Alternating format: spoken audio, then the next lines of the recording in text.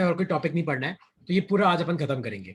Topic लिखो अपनी copy में, 4 फंडामेंटल फोर्सेस ऑफ नेचर। सबसे पहले 4 फंडामेंटल फोर्स है कौन से, देखो। तो पता है दुनिया में खाली अभी 4 ही फोर्स है जो एग्जिस्ट करते हैं। वो 4 फोर्स है कौन से, देखो। एक तो है आपका इलेक्ट्रोमैग्नेटिक फोर्स, दूसरा है आपका वीक इंटरेक्शन, अपन इंडिया में इसको बोलते हैं वीक न्यूक्लियर फोर्स। तो इंडिया में इसका नाम क्या है, वीक न्यूक्लियर फोर्स। तीसरा है अपना स्ट्रॉन्ग इंटरेक्शन, इसको हम बोलते हैं स्ट्रॉन्ग न्यूक्लियर फोर्स। और चौथा है अपना ग्रेविटेशन फोर्स।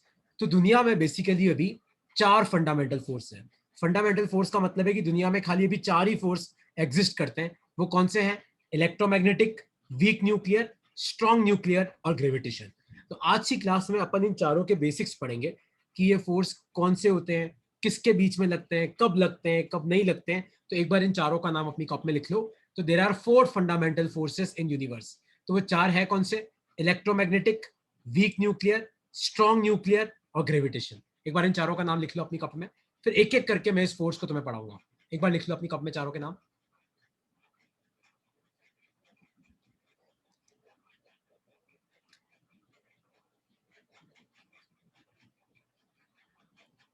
तो basically there are 4 fundamental forces. उनके नाम क्या है, electromagnetic, weak nuclear, strong nuclear and gravitation. ठीक है, सबसे पहले हम आते हैं, वो है अपना ग्रेविटेशन फोर्स। तो सबसे पहले हम आते हैं किस पे, आते हैं ग्रेविटेशन फोर्स पे।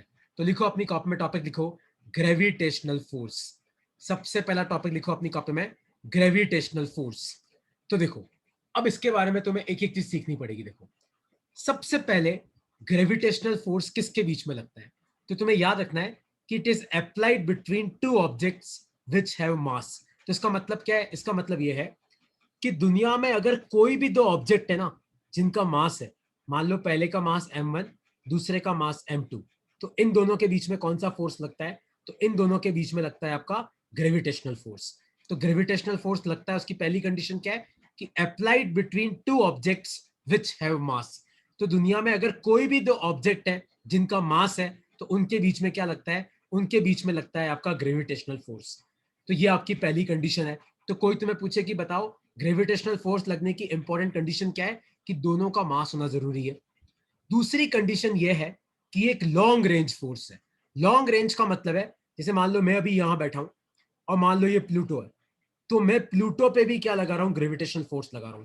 मतलब दो मास के बीच में चाहे कितनी भी ज्यादा दूरी हो या कितनी भी कम दूरी हो, ग्रेविटेशनल फोर्स पक्का लगता है। तो ग्रेविटेशनल फोर्स लॉन्ग रेंज है। लॉन्ग रेंज का मतलब है कि ये दूर दूर तक लगता है। मतलब अर्थ पे बैठा एक आदमी भी प्लूटो वाले पे ग्रेविटेशनल फोर्स लगा सकता है। तो इसकी रेंज क्या होती है, इसकी रेंज होती है इन्फिनिटी। रेंज क्या है, इन्फिनिटी। कब लगता है, जब दो ऑब्जेक्ट्स का क्या हो, मास हो। तीसरा तुम्हें लिखना है कि ये हमेशा अट्रैक्टिव होता है। अट्रैक्टिव का मतलब है कि दुनिया में दो मास एक दूसरे को हमेशा क्या करते हैं, अट्रैक्ट करते हैं। तो दुनिया में कोई भी दो मास है तो वो एक दूसरे को क्या करते हैं, अट्रैक्ट करते हैं। कभी भी दो मास एक दूसरे को रिपेल नहीं करते। जैसे अर्थ मुझे अपनी तरफ अट्रैक्ट कर रहा है, मैं अर्थ को अपनी तरफ अट्रैक्ट कर रहा हूं। अर्थ मून को अपनी तरफ अट्रैक्ट करता है, तो मून अर्थ को अपनी तरफ अट्रैक्ट करता है। तो ये हमेशा अट्रैक्टिव होता है, कभी भी रिपल्सिव नहीं हो सकता। मतलब दो मास एक दूसरे को रिपेल नहीं कर सकते। दुनिया में अगर कोई भी दो मास है तो वो दोनों एक दूसरे को हमेशा क्या करेंगे, अट्रैक्ट करेंगे। और चौथा और सबसे इंपॉर्टेंट पॉइंट, ये इन चारों में से सबसे वीकेस्ट फोर्स है। कौन से चार, अपन ने जो चार पढ़े ना, कौन से पढ़े अपन ने, electromagnetic, weak nuclear, strong nuclear, gravitation. तो बाकी तीन आप पढ़ेंगे हम, लेकिन उन चारों में से सबसे वीकेस्ट फोर्स कौन सा है, आपका ग्रेविटेशनल फोर्स है। लिख लो अपनी कॉपी में। तो ये चारों प्रॉपर्टी तुम्हें याद रखनी है। क्या प्रॉपर्टी है, पहली प्रॉपर्टी तो ये कि ये उन दो ऑब्जेक्ट्स के बीच में लगता है जिनका मास होता है। दूसरा, इसकी रेंज जो है वो क्या होती है, इन्फिनिटी। रेंज इन्फिनिटी का मतलब है कि अर्थ पे बैठा आदमी भी प्लूटो वाले पे क्या लगा सकता है, ग्रेविटेशन फोर्स। तीसरा, हमेशा अट्रैक्टिव होते हैं, मतलब दो मास कभी भी रिपल एक दूसरे को रिपेल नहीं कर सकते। चौथा, ये दुनिया का सबसे वीकेस्ट फोर्स है, सबसे कमजोर फोर्स है ये। लिख लो अपनी कॉपी में। और इसमें अब तक कोई भी डाउट है तो तुम मुझसे पूछ सकते हो। ये चारों पॉइंट लिख लो, नीचे वाले पॉइंट लिखने की जरूरत नहीं है। एक बार चारों लिख लो अपनी कॉपी में।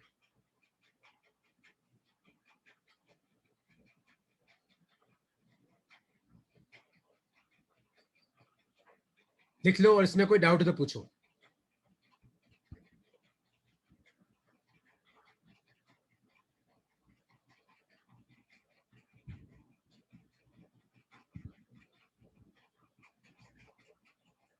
ठीक है, तो ग्रेविटेशन फोर्स कब लगता है? ग्रेविटेशन फोर्स लगता है दो ऑब्जेक्ट्स के बीच में जिनका मास होता है। ये एक लॉन्ग रेंज फोर्स है, ये हमेशा अट्रैक्टिव होता है और ये दुनिया का सबसे वीकेस्ट फोर्स है। इसमें और कुछ पूछना है विराग, लक्ष्य, कोई डाउट है इसमें तो पूछो। No sir. No sir. Okay, कोई डाउट नहीं है। तो नेक्स्ट पे आते हैं हम। नेक्स्ट लिखो अपनी कॉपी में, वो है आपका इलेक्ट्रोमैग्नेटिक फोर्स। नेक्स्ट लिखो अपनी कॉपी में इलेक्ट्रोमैग्नेटिक फोर्स। तो ये फोर्स है क्या, पहले वो समझेंगे। देखो, इस पे सबसे पहली कंडीशन ये है कि applied between two objects which have charges. देखो, ग्रेविटेशन में क्या कंडीशन थी? मास होना चाहिए। तो अगर दो ऑब्जेक्ट का मास है तो उनके बीच में ग्रेविटेशन फोर्स लगता है। इलेक्ट्रोमैग्नेटिक में क्या कंडीशन है? ये तभी लगता है जब दोनों के पास क्या हो? चार्ज हो। जैसे मान लो एक बॉडी पॉजिटिव चार्ज है, एक बॉडी पॉजिटिव है, तो दोनों फोर्स लगाएंगे। जैसे मान लो एक बॉडी नेगेटिव चार्ज है, दूसरी नेगेटिव है, तो भी फोर्स लगेगा। जैसे मान लो एक बॉडी पॉजिटिव है, एक नेगेटिव है, तो भी लगेगा। दोनों पे चार्ज होना जरूरी है। ऐसा नहीं कि सर एक पे तो पॉजिटिव है और मान लो सर दूसरे पे कोई चार्ज नहीं, जीरो, तो इनके बीच में इलेक्ट्रोमैग्नेटिक फोर्स नहीं लग सकता। इलेक्ट्रोमैग्नेटिक फोर्स कब लगता है? Applied between two objects which have charges. दूसरा, ये भी एक लॉन्ग रेंज फोर्स है, मतलब इसकी भी जो रेंज है वो क्या होती है? इसकी भी जो रेंज है वो क्या है? इन्फिनिटी है। इन्फिनिटी मतलब कि अगर एक मास, एक चार्ज मान लो अर्थ पे है, दूसरा चार्ज मान लो प्लूटो पे है, तो भी इन दोनों के बीच में क्या लगेगा? इलेक्ट्रोमैग्नेटिक फोर्स लगेगा। लॉन्ग रेंज है। तीसरा, देखो तुम लोगों ने शायद पहले कभी पढ़ा होगा कि पॉजिटिव पॉजिटिव को रिपेल करता है, नेगेटिव नेगेटिव को रिपेल करता है, पर पॉजिटिव नेगेटिव को क्या करता है? अट्रैक्ट करता है। तो ये अट्रैक्टिव भी हो सकता है और ये रिपल्सिव भी हो सकता है। तो अपोजिट चार्जेस तो अट्रैक्ट करते हैं, सेम चार्जेस रिपेल करते हैं। तो ग्रेविटेशन और इसमें डिफरेंस क्या है? ग्रेविटेशन फोर्स किसके बीच में लगता है? मास के बीच में। इलेक्ट्रोमैग्नेटिक किसके बीच में लगता है? चार्ज के बीच में। दोनों की रेंज इन्फिनिटी है, लेकिन ग्रेविटेशन हमेशा क्या होती है? अट्रैक्टिव। इलेक्ट्रोमैग्नेटिक आपका अट्रैक्टिव भी हो सकता है और रिपल्सिव भी हो सकता है। आया समझ में? एक बार लिख लो अपनी कॉपी में, और इसका एक एग्जांपल लिख लेना, फ्रिक्शन। तुम लोगों ने पहले कभी पढ़ा होगा फ्रिक्शन फोर्स, कि एक ऑब्जेक्ट अगर दूसरे ऑब्जेक्ट पे चल रहा है तो उनके जो फ्रिक्शन होता है। तो फ्रिक्शन एक तरीके का इलेक्ट्रोमैग्नेटिक फोर्स है। ये हम आगे डिटेल में पढ़ेंगे जब फ्रिक्शन आएगा तब, कि वो क्यों इलेक्ट्रोमैग्नेटिक है। लेकिन अभी ये तीनों पॉइंट और एक एग्जांपल याद कर लेना। कोई डाउट है अब तक तो पूछो यार। तो ग्रेविटेशन किसके बीच में लगता है? चार्जेस के बीच में, सॉरी मासेस के बीच में। इलेक्ट्रोमैग्नेटिक किसके बीच में लगता है? चार्जेस के बीच में। दोनों की रेंज इन्फिनिटी होती है। ग्रेविटेशन फोर्स हमेशा अट्रैक्टिव होता है। इलेक्ट्रोमैग्नेटिक फोर्स अट्रैक्टिव भी हो सकता है, रिपल्सिव भी हो सकता है। अट्रैक्टिव कब होगा? जब एक पॉजिटिव है एक नेगेटिव है। रिपल्सिव कब होगा? जब या तो दोनों पॉजिटिव है या तब जब दोनों नेगेटिव है ना? और कोई डाउट है इसमें तो आप पूछ सकते हो। लक्ष्य, विराग, कोई डाउट है इन दोनों में तो पूछो। No sir. No sir. ठीक है, अच्छा देखो, जैसे तुम लोगों ने ये चारों पॉइंट लिख लिए कि ये किसके बीच में लगता है, रेंज कितनी है, अट्रैक्टिव है कि रिपल्सिव है। ये मत लिखना, खाली एग्जांपल लिखना फ्रिक्शन। जैसे तुम लोगों ने देखा होगा ना, नाइन्थ में तुमने पढ़ा होगा शायद, कि न्यूक्लियस के अंदर आपके प्रोटॉन्स होते हैं और बाहर आपके इलेक्ट्रॉन घूम रहे होते हैं। तो ये इलेक्ट्रॉन गोल गोल क्यों घूमता है? क्योंकि ये प्रोटॉन इलेक्ट्रॉन को अपनी तरफ खींचता है। तो इलेक्ट्रॉन जो होता है ना, वो न्यूक्लियस के अराउंड क्यों घूमता है? Due to electromagnetic force. ये तुम याद रखना, है ना? अच्छा, अब हम तीसरे पे आते हैं। तो तीसरा जो फोर्स है वो है अपना स्ट्रॉन्ग न्यूक्लियर फोर्स।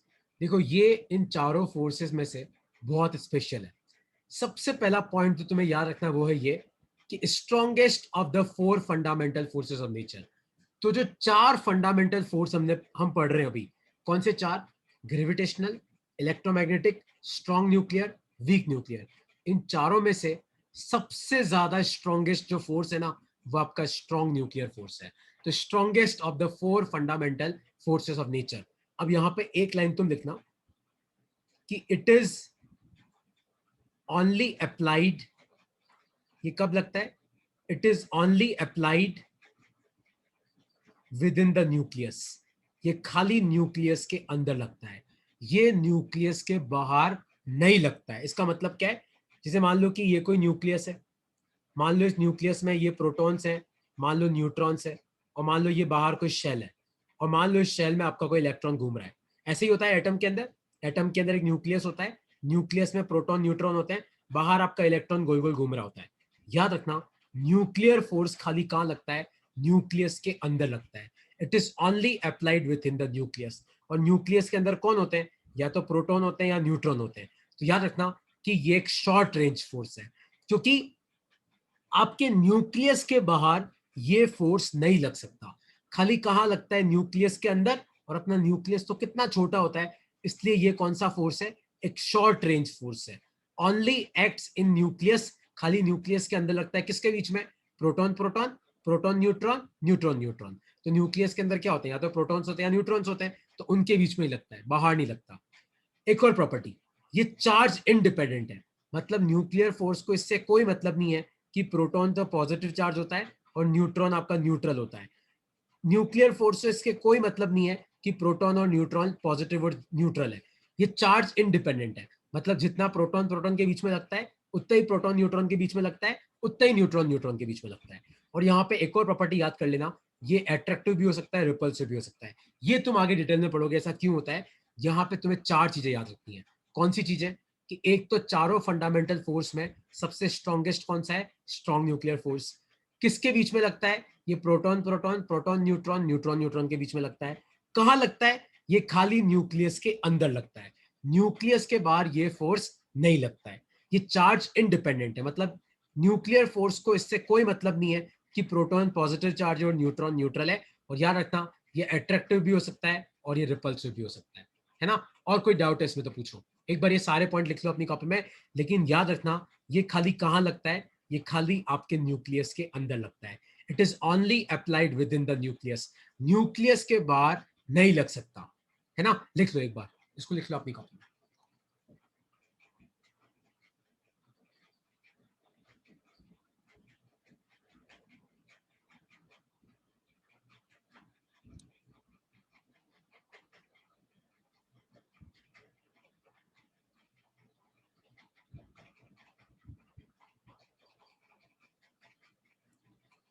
और कोई डाउट है इसमें तो पूछो।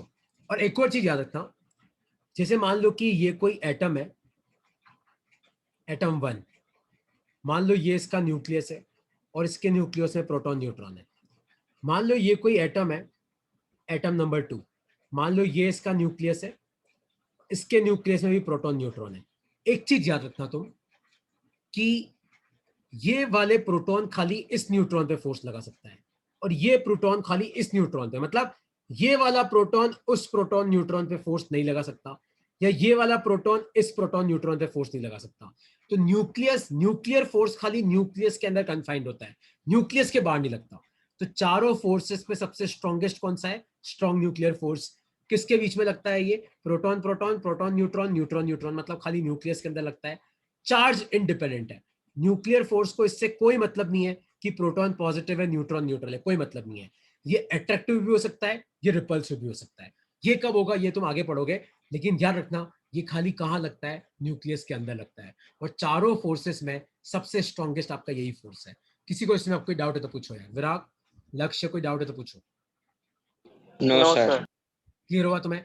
अच्छा, ये तीन मेन फोर्स है यार, चौथा फोर्स तो क्या है, वो दो लाइन का है, उसमें ज्यादा कुछ है नहीं। एक बार ये तीनों तुम इस ये लिख लो एक बार पॉइंट्स, फिर अपन चौथे फोर्स पे जाते हैं।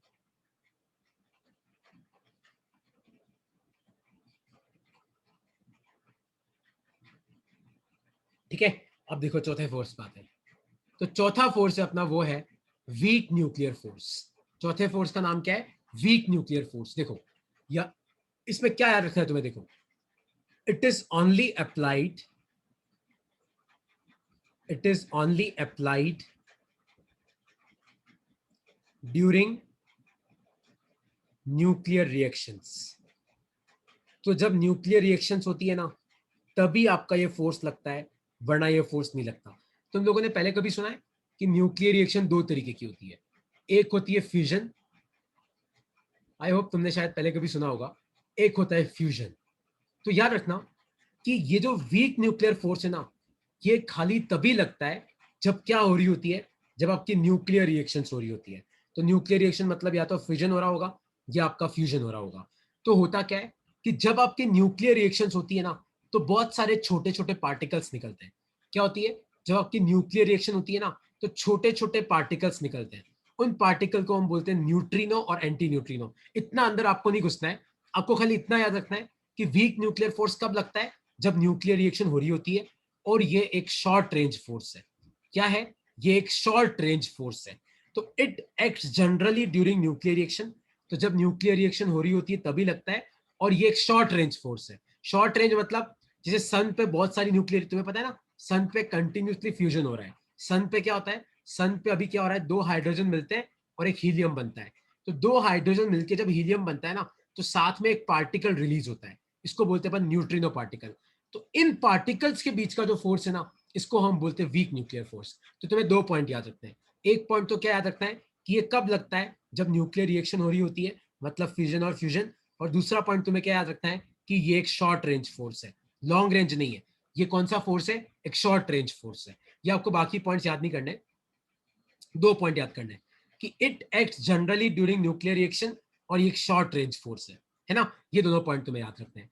तो अब तक हमने कितने फंडामेंटल फोर्स पढ़े, 4। Gravitation, electromagnetic, strong nuclear, weak nuclear. एक बार मैं तुम्हें इन चारों का रिवीजन दे रहा हूं, एक बार इसके दोनों पॉइंट्स को लिख लो अपनी कॉपी में।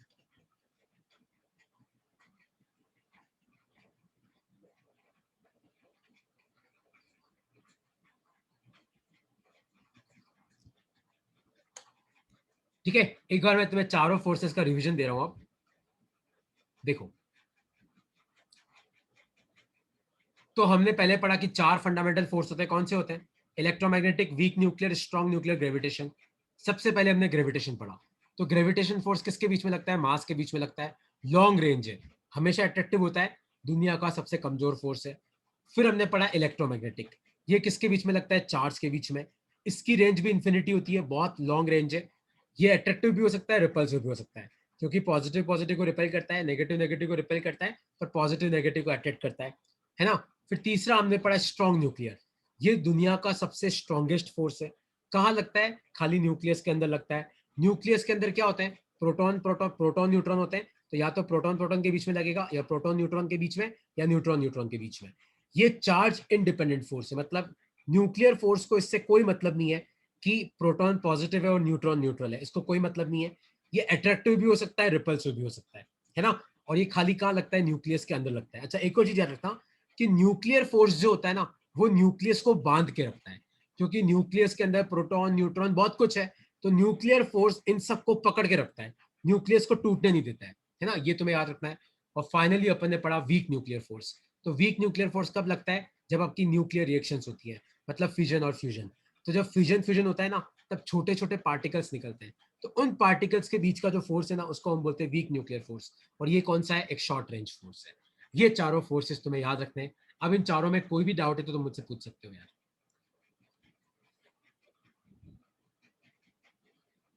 No sir. कोई भी डाउट है तो आराम से क्लियर कर लो, और डाउट नहीं है तो फिर अपन आगे बढ़ते हैं।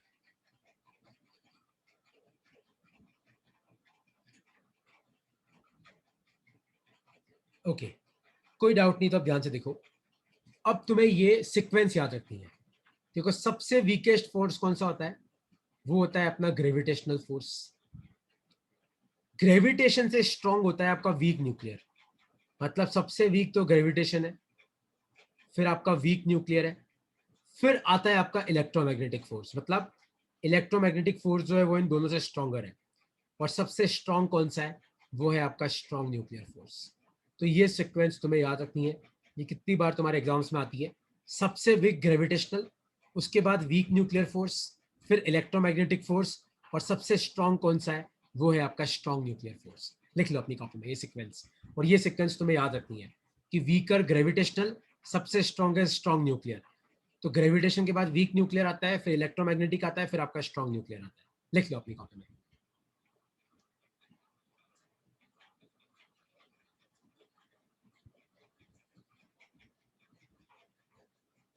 और कोई डाउट है इसमें तो पूछ सकते हो यार।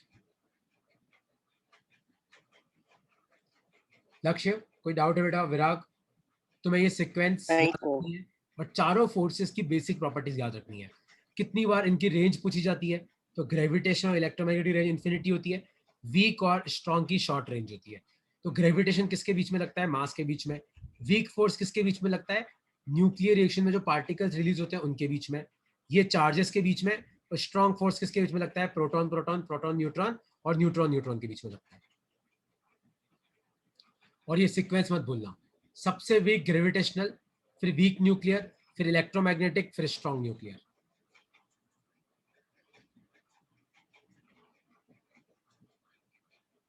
ठीक है, अच्छा अब एक क्वेश्चन तुम्हें सॉल्व करना है, एक क्वेश्चन तुम लोगों को सॉल्व करना है, और फिर मैं एक काम करता हूँ, एक क्वेश्चन मैं सॉल्व कराता हूँ, अगला तुम सॉल्व करना, ठीक है। तो एक क्वेश्चन लिखो अपनी कॉपी में।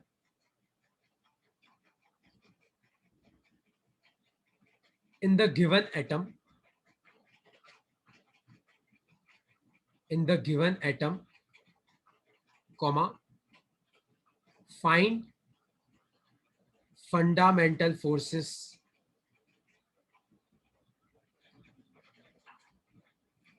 acting inside it। तो मैं तुम्हें एक एटम दे रहा हूं, तुम्हें यह बताना है कि इस एटम के अंदर कौन से फंडामेंटल फोर्स लग रहे हैं।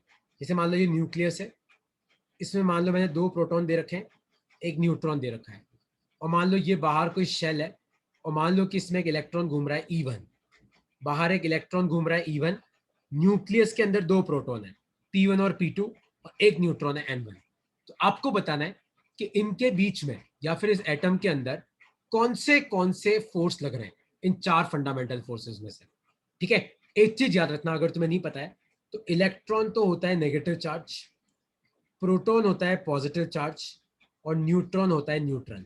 लेकिन याद रखना इन तीनों का मास होता है, इलेक्ट्रॉन का भी मास होता है, प्रोटॉन का भी मास होता है, और न्यूट्रॉन का भी मास होता है। तो आपको बताना है कि ये जो नीचे एटम दे रखा है ना, in the given atom find fundamental forces acting inside it. तो आपको बताना है कि इस एटम के अंदर कौन से फंडामेंटल फोर्स एक्ट कर रहे हैं। देखो मैं तुम्हें सिखाता हूँ, देखो कैसे करते हैं। एक बार तो तुम चारों फोर्सेस का नाम लिख लो। वीक न्यूक्लियर, फिर स्ट्रॉन्ग न्यूक्लियर, फिर इलेक्ट्रोमैग्नेटिक, और फाइनली ग्रेविटेशनल। एक बार तो चारों फोर्सेस का नाम लिखो। अब अपन चेक करते हैं कि कौन से लग रहे हैं और कौन से नहीं लग रहे हैं। देखो सबसे पहले तुम बताओ, मैंने तुम्हें क्या सिखाया कि वीक न्यूक्लियर फोर्स कब लगता है। सोचो, वीक न्यूक्लियर फोर्स कब न्यूक्लियर लगता है? रिएक्शन। जब न्यूक्लियर रिएक्शन होती है। यार यहाँ तो कोई रिएक्शन हो ही नहीं रही, तो ये तो लगने ही नहीं वाला, ये नहीं लग रहा है। अब बात करते हैं स्ट्रॉन्ग न्यूक्लियर की। अच्छा आप मुझे बताओ स्ट्रॉन्ग न्यूक्लियर कहाँ लगता है? न्यूक्लियस के अंदर लगता है। तो न्यूक्लियस के अंदर 2 प्रोटॉन एक न्यूट्रॉन है, तो इन तीनों के बीच में लग रहा होगा। एक तो दोनों प्रोटॉन के बीच में लग रहा होगा P1 P2, एक प्रोटॉन और न्यूट्रॉन के बीच में P1 N1, एक P2 और N1 के बीच में लग रहा होगा। और तो लगी इलेक्ट्रॉन पर लग नहीं सकता। तो स्ट्रॉन्ग न्यूक्लियर फोर्स का लगता है न्यूक्लियस के अंदर लगता है, ये हो गया। फिर बात करते हैं इलेक्ट्रोमैग्नेटिक की। तो इलेक्ट्रोमैग्नेटिक फोर्स कब लगता है? जब चार्ज होता है। मतलब न्यूट्रॉन तो लगा ही नहीं सकता, क्योंकि न्यूट्रॉन तो न्यूट्रल होता है। तो इलेक्ट्रोमैग्नेटिक किसके बीच में लगेगा? देखो, एक तो दोनों प्रोटॉन के बीच में लगेगा, क्योंकि दोनों पॉजिटिव है।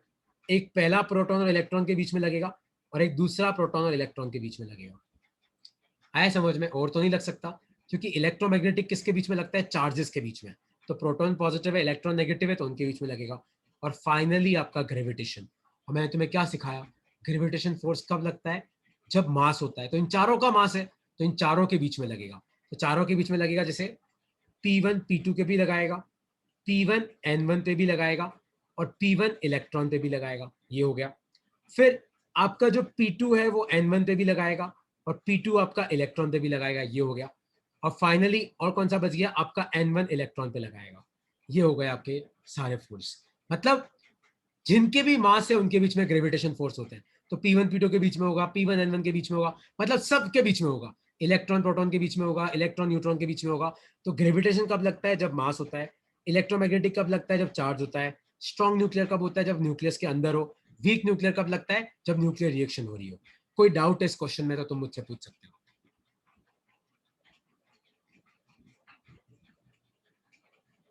No, sir. अक्षय भाई कोई डाउट है? विराज कोई भी डाउट है तो पूछो यार। No sir. ये तुम्हें समझ में आया ना क्या है ये? देखो बेसिकली है क्या, तुम्हें ये चीज सीखनी है कि फोर्स क्या होता है, कब लगता है ना? तुम्हें चीज समझ में आई कि नहीं समझ में आई है? एक क्वेश्चन तुम्हें करना है फिर, इसलिए ओके। ये लिख लिया यस तुम सर। लोगों ने? ये स्लाइड लिख ली क्या? Yes sir. तो एक क्वेश्चन तुम्हें करना है। देखो क्वेश्चन ये है कि आपके पास 2 एटम है, एटम नंबर 1, एटम नंबर 2। ये पहले एटम का न्यूक्लियस है, और पहले एटम के न्यूक्लियस में एक प्रोटॉन है P1, और बाहर एक इलेक्ट्रॉन घूम रहा है E1। ये दूसरे एटम का न्यूक्लियस है, इसके अंदर एक न्यूट्रॉन है और यहाँ पे भी बाहर क्या हो रहा है, एक इलेक्ट्रॉन घूम रहा है, उसका नाम है E2। तो यहाँ पे ये हाइपोथेटिकल एटम है यार, है ना। तुम ये नहीं बोलो कि सर आपको एटॉमिक स्ट्रक्चर ही नहीं आता।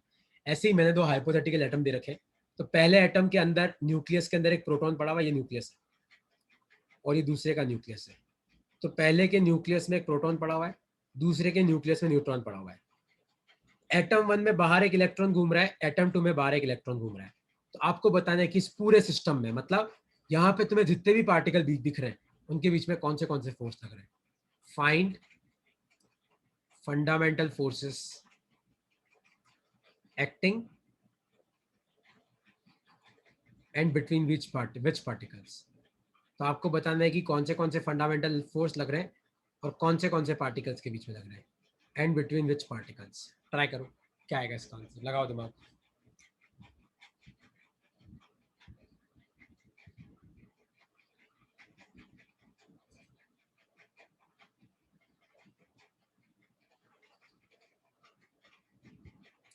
सोचो, विराग भाई, लक्ष्य भाई, करो, ट्राई करो। एक बार चारों फोर्स के नाम लिख लो और फिर ढूंढो कौन से लग रहे हैं।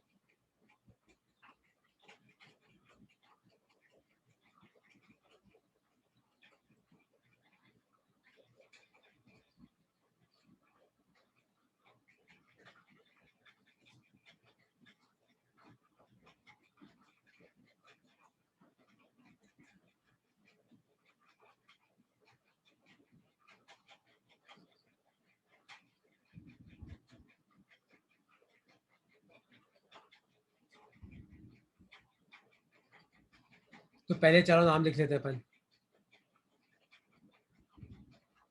Weak nuclear,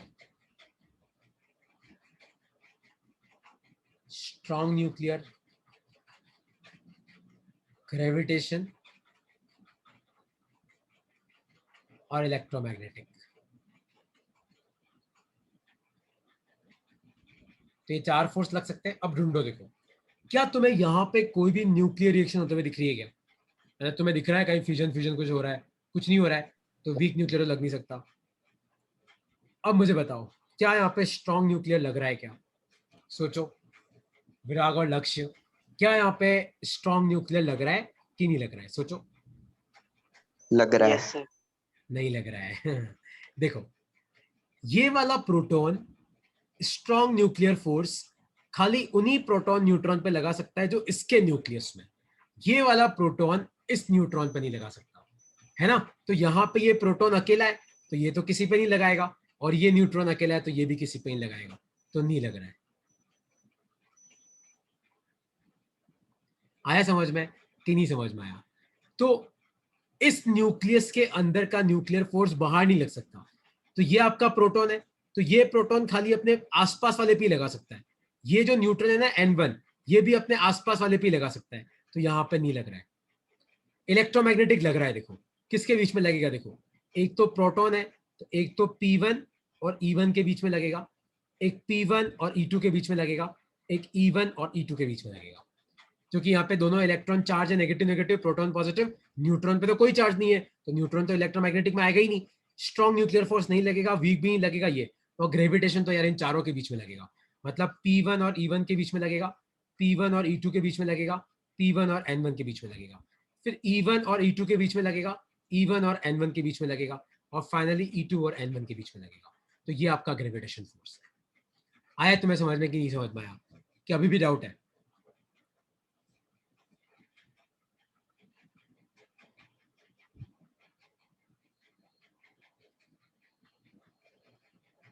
sir P1 E2 के साथ कैसे कर सकता है?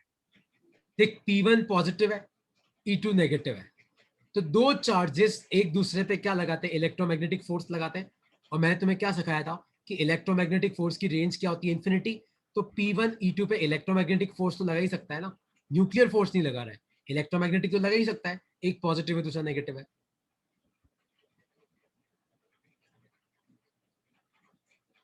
देख, जितने भी मास है वो सब एक दूसरे पे ग्रेविटेशन लगाएंगे, जितने भी चार्ज है वो सब एक दूसरे पे इलेक्ट्रोमैग्नेटिक लगाएंगे।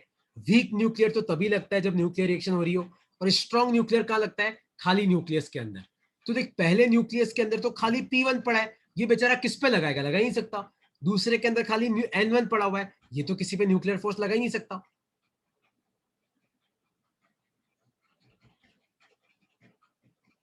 आया समझ में कि नहीं समझ में आया?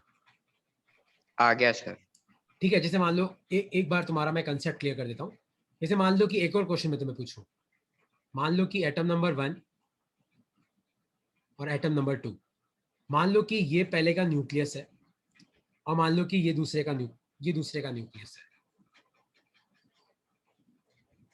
मान लो कि इसके अंदर एक प्रोटॉन है, एक न्यूट्रॉन है, और मान लो इसके अंदर खाली एक न्यूट्रॉन है, और मान लो कि इसके अंदर एक इलेक्ट्रॉन घूम रहा है। तो आप मुझे बताओ, क्या यहाँ पे कोई स्ट्रॉन्ग न्यूक्लियर फोर्स है क्या? Yes sir. है ना, यहाँ पे है। यहाँ पे किन के बीच में? इन दोनों के बीच में। अभी भी N2 पे नहीं लगेगा, खाली किसके बीच में? इन दोनों के बीच में। मैं पूछूं कि बताओ यहाँ पे कोई वीक न्यूक्लियर फोर्स है क्या? तो वो तो नहीं है। मैं पूछूं यहाँ पे कोई इलेक्ट्रोमैग्नेटिक फोर्स है? तो वो तो है। किसके बीच में? देखो P1 और इलेक्ट्रॉन के बीच में, क्योंकि बाकी तो दोनों न्यूट्रॉन है। और मैं पूछूं कि यहाँ पे कोई ग्रेविटेशनल फोर्स है क्या? तो वो तो बहुत सारे होंगे, क्योंकि यहाँ पे इलेक्ट्रॉन भी है, प्रोटॉन भी है, दो न्यूट्रॉन है, तो वो भी होंगे। तो अब तुम्हें समझ में आया कि नहीं समझ में आया कि कैसे चेक करते हैं कि कौन से फोर्स लग रहे हैं और कौन से फोर्स नहीं लग रहे हैं? कोई भी डाउट है तो इसमें पूछो। ये अपनी बुक का चैप्टर नंबर 1 है। चैप्टर नंबर 1 में इससे ज्यादा तुम्हें कुछ भी नहीं पढ़ना है। चारों फंडामेंटल फोर्स, चारों के नाम याद कर लेना, चारों की बेसिक प्रॉपर्टीज याद कर लेना, चारों की सीक्वेंस याद कर लेना, सबसे वीक कौन सा है, सबसे स्ट्रॉन्ग कौन सा है, और ऐसे क्वेश्चंस कैसे सॉल्व करते हैं वो तुम्हें याद करना है। अब विराग और लक्ष्य कोई डाउट है तो पूछो, क्योंकि आज की क्लास खत्म होते ही मैं तुम्हें क्विज भेज रहा हूँ। तुम दोनों फ्री माइंड से क्विज को करना। 14 क्वेश्चन है उसमें, जो मैंने पढ़ाया उसी का क्विज है, कोई एक्स्ट्रा नहीं है। आराम से अभी 10-15 मिनट लगेंगे, वो क्विज तुम्हारा हो जाएगा। और कुछ पूछना है इस क्विज के पहले तो मुझसे पूछ सकते हो। लक्ष्य भाई कोई डाउट है? विराग कोई भी डाउट है तो पूछो। No sir. है ना, देखो तुम्हें अगर फिजिक्स पढ़नी है अच्छे से तो तुम घुस घुस के पढ़ो, तुम्हें बहुत मजा आएगा। बहुत इंटरेस्टिंग टॉपिक है फिजिक्स, है ना। तो इसमें आगे न्यूमेरिकल्स आते हैं, वो भी बहुत अच्छे आते हैं, पर तुम्हें ना दिल मतलब मन से पढ़ना पड़ेगा, तो तुम्हें समझ में आ जाएगा सब कुछ। तो ये क्लास खत्म होते ही अभी मैं तुम्हें क्विज भेज रहा हूँ, दोनों को अभी कर लो, है ना, उसको डिले मत करना। अभी तुम 15 मिनट लगेंगे, अभी खत्म करो और मुझे बताना कि तुम्हें कौन सा आता है कौन सा नहीं आता है। और तुम लोगों ने मुझे डाउट्स भेज रखे, अभी नेक्स्ट क्लास में शायद अंश भी आ जाएगा, तो वो डायमेंशन वाले डाउट मैं तुम्हारे क्लियर कर दूंगा, ठीक है। और कुछ पूछना है तो पूछो।